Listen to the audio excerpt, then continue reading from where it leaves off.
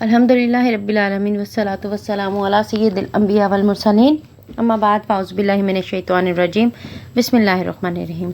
हज़रत मुस्लिम रज़ी अल्लाह ताला अन्हु की शहादत के बाद इब्न ज़ियाद ने सारे शहर में मुनादी करा दी कि जो मुस्लिम के बच्चों को पकड़ कर मेरे हवाले करेगा इनाम पाएगा और जो उनको पनाह देगा उसे कत्ल कर दिया जाएगा। इस ऐलान ने सारे कुफा में खौफ और हरास की फ़िज़ा पैदा कर दी। काजी शरीफ जो आशिक़ रसूल थे और मुहिब्बे अहले बैत भी ये सुनकर कि हज़रत मुस्लिम शहीद कर दिए गए हैं रोने लगे। बच्चों को गले लगाया, गोद में उठाया, प्यार किया। 6 और 8 साल के दोनों बच्चे सहम गए और काजी शरीफ से पूछा कि क्या हुआ, तो काजी साहब ने बताया कि तुम्हारे बाबा मुस्लिम बिन अकील शहीद कर दिए गए हैं। काजी साहब खुद भी इब्न ज़ियाद के ऐलान को सुनकर घबरा गए थे। उन्होंने बच्चों का ज़ादेरा तैयार किया और अपने बेटे असद से कहा कि आज बाबुल अराकैन से एक काफिला मदीना मुनव्वरा की तरफ जाने वाला है। इन बच्चों को ले जाकर किसी मुहिब्बे अहले बैत के सुपुर्द कर दो और ताकीद कर दो कि उनको बाहिफाजत मदीना मुनव्वरा पहुंचा दे। लेकिन उनके वहां पहुंचने तक काफिला जा चुका था। उसने बच्चों से कहा कि वो देखो काफिला, तुम दोनों भागकर इस काफिले के साथ मिल जाओ। दोनों बच्चे तेजी से भागने लगे। वो कभी भागते, कभी तेज चलते, कभी गिर पड़ते, मगर काफिले की रफ्तार न पकड़ सके और काफिला उनकी नज़रों से ओझल हो गया। नन्हे बच्चे इस तन्हाई में एक दूसरे के गले मिलकर रोने लगे। इब्न ज़ियाद के ऐलान के बाद तमाम कुफा में उसके सिपाही बच्चों को तलाश कर रहे थे। कुछ ही देर में उन्होंने बच्चों को पा लिया और पकड़कर इब्न ज़ियाद के पास पहुंचा दिया। इब्न ज़ियाद ने बच्चों को जेल में बंद कर दिया। जेल का दरोगा मशकूर नामी मुहिब्बे अहले बैत था। उसे बच्चों की बेकसी पर बहुत तरस आया। उसने फैसला किया कि मुझे हर हाल में बच्चों की जान बचानी चाहिए, चाहे इसके लिए मेरी जान क्यों न चली जाए। चनाचा उसने रात के अंधेरे में बच्चों को जेल से निकाला, अपने घर लाया, खाना खिलाया और अपनी अंगूठी बतौर निशानी पहना दी और शहर से बाहर लाकर कादसिया की राह पर उनने कहा कि इसी रास्ते पर चलते जाओ, कादसिया पहुंच जाओगे तो वहाँ के कोतवाल को मेरी अंगूठी दिखाना और सारे हालात बताना, वो तुम्हें बाहिफाजत मदीना पहुँचा देगा।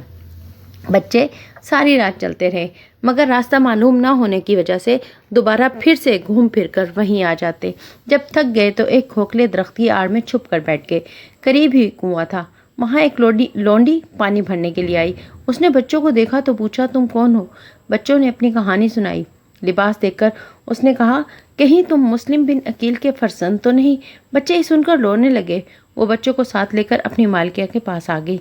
मालिका जो मुहिब्बे अहले बैत थी, बच्चों से मिलकर बहुत खुश हुई और अपनी लौंडी से कहा कि इन बच्चों के बारे में मेरे शौहर हारिस को ना बताना।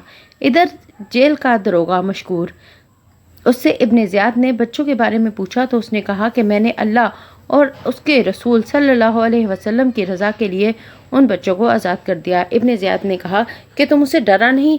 तो उसने कहा कि मुझे उम्मीद है कि इन बच्चों को रिहा करने के सबब क़यामत के दिन रसूलुल्लाह सल्लल्लाहु अलैहि वसल्लम मेरी शफाअत फरमाएंगे, जबकि इब्न ज़ियाद तो मुस्लिम बिन अकील को शहीद करने के सबब इस नेमत से महरूम रहेगा।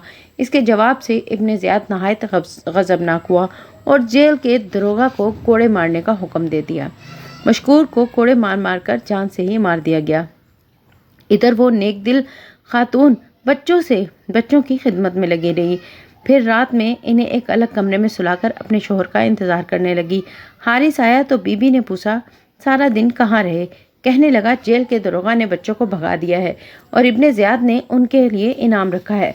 मैं इसी तगोदो में लगा रहा तो बीबी ने कहा, खुदा का खौफ करो, मासूम बच्चे हैं, अहले बैत अतहार के फूल हैं, उनको पकड़ने का ख्याल दिल से निकाल दो। मगर उसका दिल तो स्याह हो चुका था। इधर आधी रात के वक्त बच्चों की आंख खुली। दोनों ने एक दूसरे को बताया कि मैंने बाबा को देखा है। बाप याद करके दोनों बच्चे रोने लगे। रोने की आवाज़ सुनकर हारिस की आंख खुल गई। उसने अपनी बीवी से पूछा, ये घर में बच्चे कौन से रो रहे हैं? बीवी सहम गई, खामोश रही। वो जालिम खुद ही चिराग लेकर उठा और बच्चों के रोने की आवाज़ की सिमत चला। वहाँ पहुँचा तो उसने देखा कि कोठरी में दोनों बच्चे मौजूद हैं। उसने उनसे पूछा कि तुम कौन हो? तो वो कहने लगे कि हम मुस्लिम बिन अकील के फर्जंद हैं।